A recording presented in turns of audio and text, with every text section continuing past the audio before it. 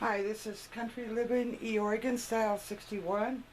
I don't know how many people buy seasoning salt like Lowry's or any of the even generic brands. It doesn't matter. But they're spendy. They're real spendy. And I don't buy that type of stuff anymore. Now that I've got recipes on how to make them from scratch, I make them here at the house with all my herbs, all my spices, and it sure saves me money. And the reason why I'm doing this video is to help each person that wants to make them. They will know how and they can save money. So the first one I'm going to do is seasoning salt. That's what it's called. It can be called anything you want, but it's for, you can put on meats or any kind of dishes. So the first thing that goes in there is 3 tablespoons of salt. It sounds salty, but that's what it is, seasoning salt. But you're not using that much when you put it on.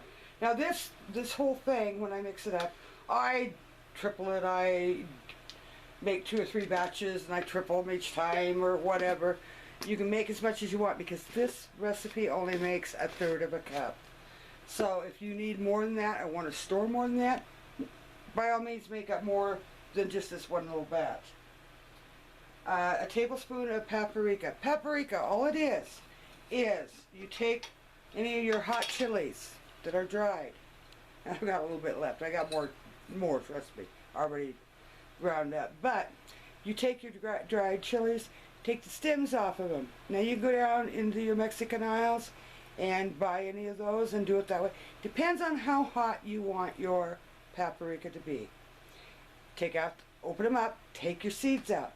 Put them in a grinder, the little coffee grinder type, or you could probably even do it, if you're doing quite a few, you could even do them in a blender. But anyway, you grind it, and that's how you make paprika. That's all there is to it. So when you go to the store, or you forget to go to the store and to get paprika, you can make your own. You use a tablespoon of paprika. And mine's pretty spicy because I use some really spicy chilies to do mine. It ran me out of the house when you grind that though, you definitely want to have some air circulation. Don't be cooped up in the house with it. But make sure you don't somewhere where the wind's blowing because it's real powdery. So we got 3 tablespoons of salt in this, a tablespoon of paprika. Now it calls for celery salt. I don't use that much salt. You can use celery salt if you want to. I grind my own celery and I make a powder. So I'm going to use powder, and it's a tablespoon of the celery powder or celery salt.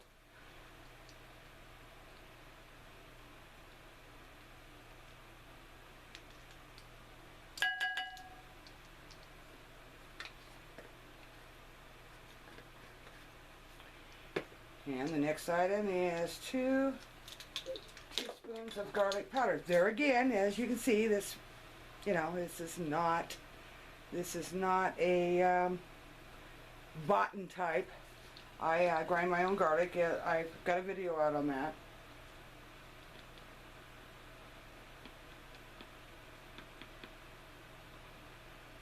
And this thing is a little handy little thing because you're not getting a whole lot out. Oops, I got a little bit too much on that one. Then after I said that, I just dumped it all over. Okay, there's your garlic powder in there. That's 2 teaspoons of that. Teaspoon of sugar. Brings the flavor out and all the spices.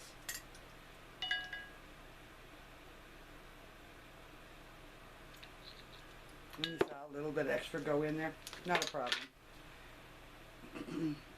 Oh, the spices are getting to me. And then you want a teaspoon of onion powder.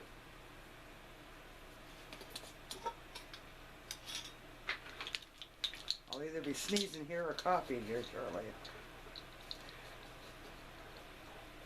And there again, it's my own.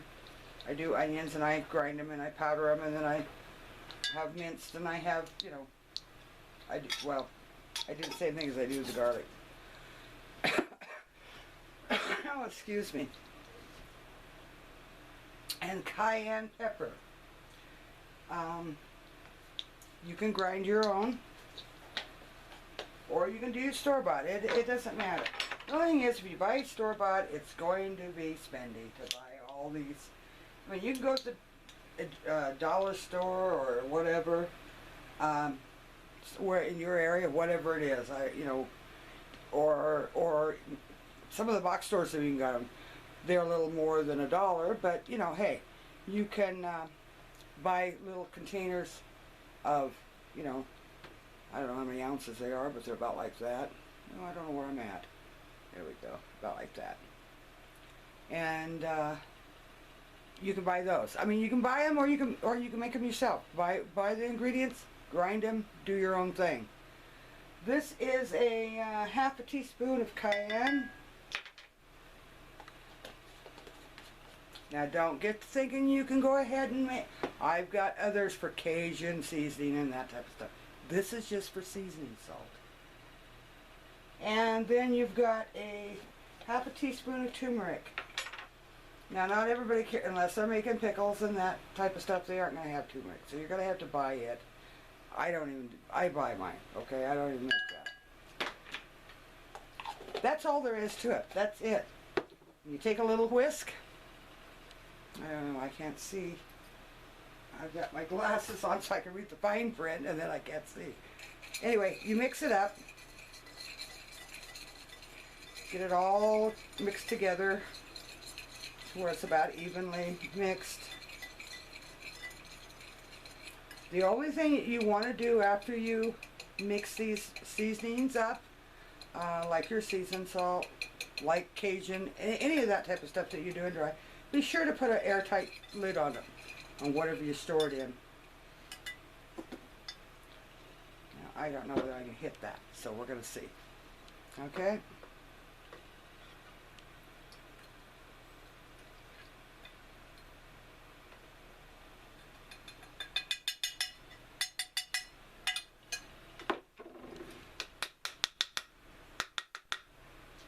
And there you go.